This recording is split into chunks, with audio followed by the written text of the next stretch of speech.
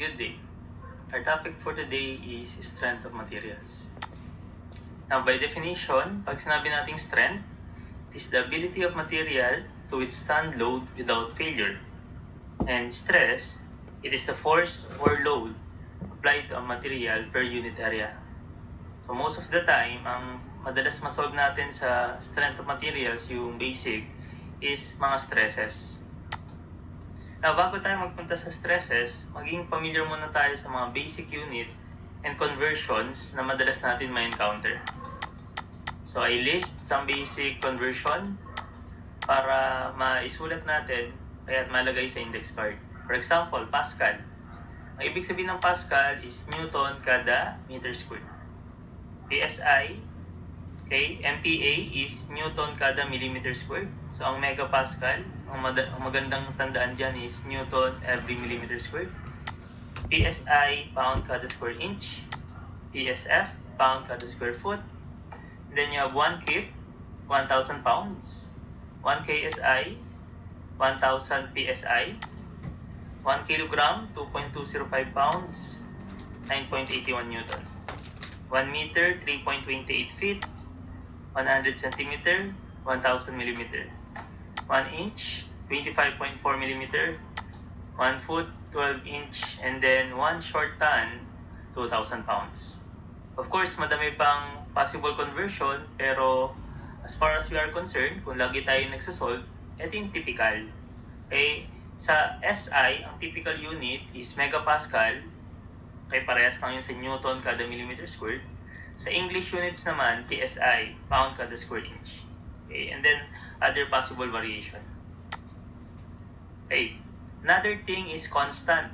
Okay, na-assume na examiner na yung constant regarding sa steel, kabisado natin. So, sometimes given yung properties of steel, sometimes hindi. So, kailangan kabisaduhin na lang para mas safe. Okay, magsimula tayo sa elasticity. Okay, ang modulus of elasticity ng steel is 30 million PSI. Okay, pag English. Pag SI naman, okay, pwede mo gamitin yung conversion na to, pero pwede mo rin tandaan, that is 207,000 megapascal. Okay, ako ang kabisado ko, ito 30 million. So, kung kabisado ko yung 30 million, tapos nakalimutan ko yung sa SI, i-convert ko lang. So, 0.101325 over 14.7. So, yan yung conversion factor natin ito. So, lalabas 206,785. Niround off lang yan, kaya naging 207,000. Okay, so magandang kabisaduhin. Pag nakalimutan, pwede mag-convert. Okay, sa rigidity, that is 12 million PSI or approximately 83,000 megapascal. Or, yung ibang libro, ang gamit nila, 11.5 million PSI, approximately 80,000 megapascal. Again, these constants are important, so paki-memorize. Next. Specific weight of steel. So, ang gamma ng steel sa English is 0.284 pound kada cubic inch. Pag SI naman, 7,850 kilogram force kada cubic meter. Kaya ang Poisson's ratio of steel, nasa range yan ng 0.25 to 0.3. If not stated, you can use 0.3. Next. Conductivity. So, the thermal conductivity of steel is 6.5 times 10 raised to negative 6. Please memorize. Okay, para makapag-solve tayo ng thermal stress. Pag sa SI naman, nakalimutan yung value, you can use this conversion. Okay, yung 9 over 5, yan yung 1.8. So, 9 divide ko ng 5. This is 1.8. Ito yung converting factor natin sa delta T, if you remember. So, kung nakalimutan ko yung sa SI, ang gagawin ko lang, 6.5. Multiply ko lang ng 1.8. So, lalabas yung 11.7. So, sa SI, 11.7 times 10 raised to negative 6. Ang modulus of elasticity ng aluminum is 10 million PSI. Okay? Or, para mas madali tandaan, 1/3 of steel. Kasi ang steel, 30 million. Ang aluminum, 10 million. So, those are constant in machine design. So, paki-memorize as soon as possible. Now, doon na tayo sa first topic. Okay, ang first topic natin sa design is simple stress. So, sana hindi tayo na-stress tulad nitong sa drawing. Okay? Now, pag sabing simple stresses sa design, you have the axial stress, and then you have the shear stress. Okay, another term sa axial stress, tinatawag din siyang normal stress. Sa shear stress naman, pwede siyang tawagin na tangential stress. Okay, ang basic formula ng axial stress, force over area. Sa shear stress, force over area din. Ang pinagkaiba lang yung area resisting. Sa axial stress, yung area resisting natin is perpendicular. Kaya ibig sabihin ng normal, perpendicular. Sa shear stress naman, parallel. So yun yung tatandaan natin dito sa concept ng simple stresses. So meron tayong two types, axial and shear. Ay, tanggalin ko lang yung pinaka-visual dito para hindi tayo nalilito. So ito na rin yun. Okay, now isa-isahin na natin. Ano ba yung mga stress under axial stress and then under shear stress? So ilista muna natin sila. So sa axial stress, andyan yung tensile, compressive, bearing, bending or flexural stress, tsaka thermal stress. So lahat sila under axial. Sa shear stress naman, andyan yung shearing sa bolt, double shear, punching a hole, tsaka torsional shear. So these are the introduction sa strength of materials, simple stresses. So ang gawin natin, mag-solve na tayo ng mga specific stresses. Okay, problem solving number 1. Determine the torque that can be applied to a 1-inch diameter circular shaft if the shearing stress is not to exceed 8,000 psi.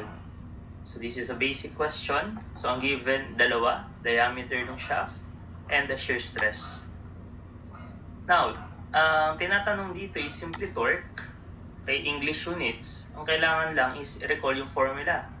Meron tayong formula para sa shear stress ng solid shaft. Okay, ang derived formula natin para sa ganon is 16T pi d cube. So analyze. A shear stress is given, a diameter is given, torque is being asked. Consistent naman unit, direct substitution lang. So stress is 8,000 psi pound kada square inch is equivalent sa 16. Yung torque nawawala. Ang assumption natin, ang unit niya is pound inch over pi. And diameter is 1 cube. So, ang unit noon, cubic inches. So, simplify, cancelled out, PSI, PSI, consistent. So, this is one unknown, one equation. Ito lang yung nawawala, yung variable t, shift solve. So, 8,000 equals sa 16. Nawawala yung torque, represent ko as x. Okay, pi, 1 cube. A one unknown, one equation, shift solve. Makuha natin yung torque. So, ang torque for problem number 1 is 1570.7. You choose the best answer, letter A. Okay, let's solve sample problem, tension and compression. Now, ang basic formula ng dalawa na to, parehas lang. Force over area. Okay, ang pinagkaiba lang nila is the direction of force. So, yung tension is away. Yung compression, papasok dun sa ating material. Now, lagi nyo lang titingnan yung perpendicular area based dun sa force. So, nagbabago yung area na yan, depende sa drawing or depende sa area na tinatamaan. If you have a rod or a shaft, obviously, yung perpendicular area dito, kung titingnan natin maigi, is a circle. Kaya yung area na ilalagay dito, area ng circle. So again, pansinin lang mabuti yung drawing kasi yun yung magsasabi ng area na nagre-resist. Make sure lang na perpendicular yun sa force. Okay, let's have an example. Number 1. What is the maximum load?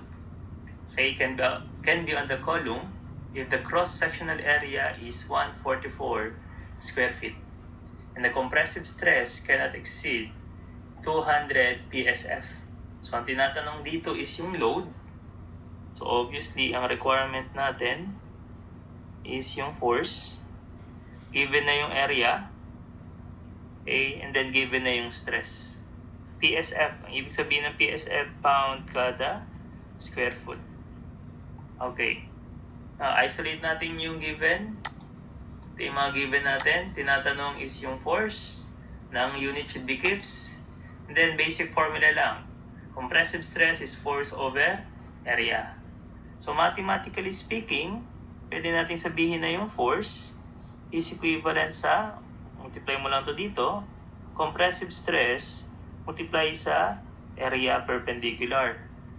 Now, kung titingnan mo yung given, compressive stress is given, area is also given. So, therefore, masasolve natin yung force easily. So, kailangan lang lumabas yung kips.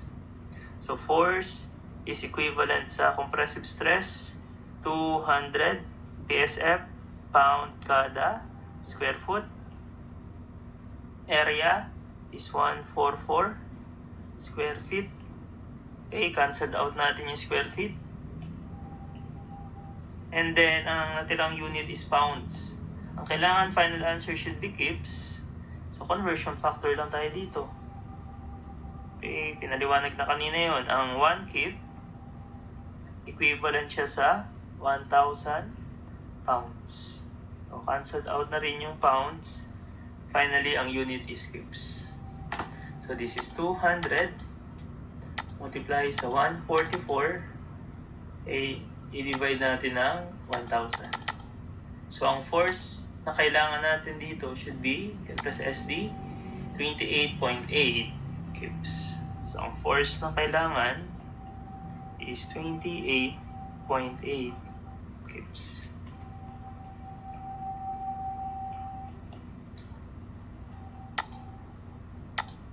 Okay, letter C. Next, punta tayo sa problem number 2. An iron column of annular cross-section has an outside diameter of 200 mm and is subjected to a force of 75 kN. Find the thickness of the wall if the allowable compressive stress is 10 megapascal. Okay, so isolate the given. Yung 200 is the outside diameter.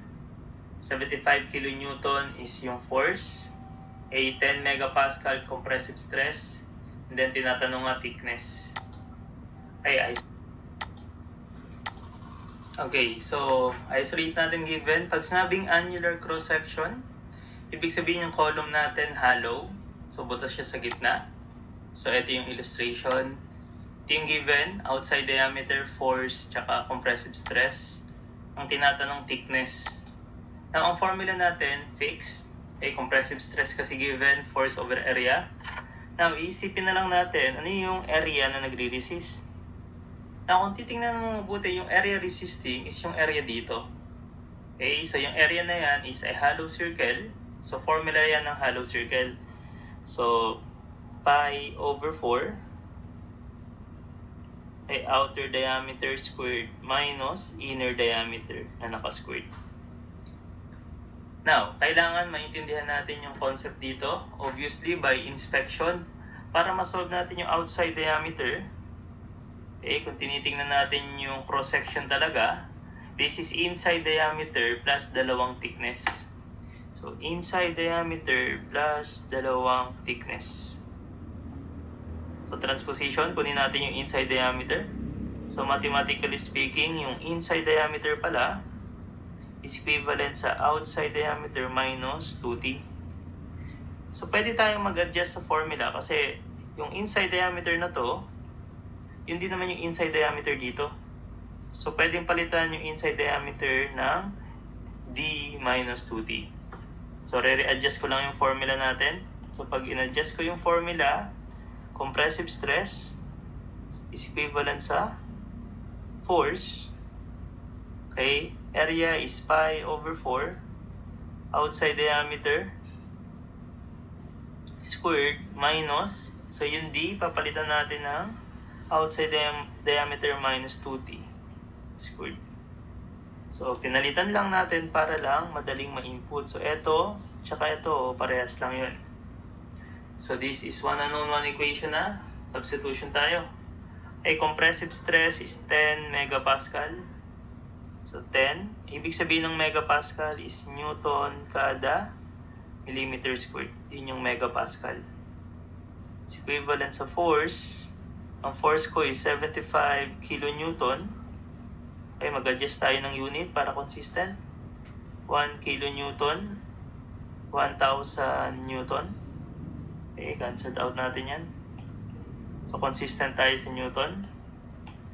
And then, pi over 4.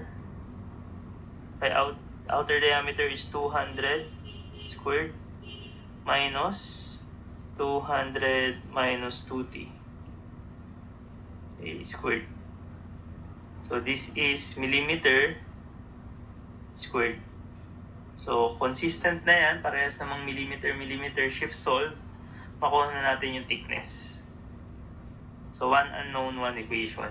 So, hindi na natin kailangan mag-exhibition dito. So, you have 10 A 75 multiply ng 1,000. So, yung 1,000 is conversion factor. Pi over 4. 200 squared minus 200 minus 2. Yung variable na t, gawin natin x squared. Okay, one unknown, one equation. Shift solve. Makuha natin yung thickness. So, ang thickness for problem number 2 should be, okay, so lagay lang tayo ng initial data. Pag nagki-cancel, itulungan lang natin si Calcu. So, lagay lang kayo from any number from the choices. For example, 10. Okay, so may lalabas na dyan. 12.749. So, 75 millimeter. So, again, pag nag-shift solve, okay, maglagay lang kayo ng initial value. Okay, para matulungan si Calcu sa analysis. Anyway, the correct answer is 12.75 millimeter.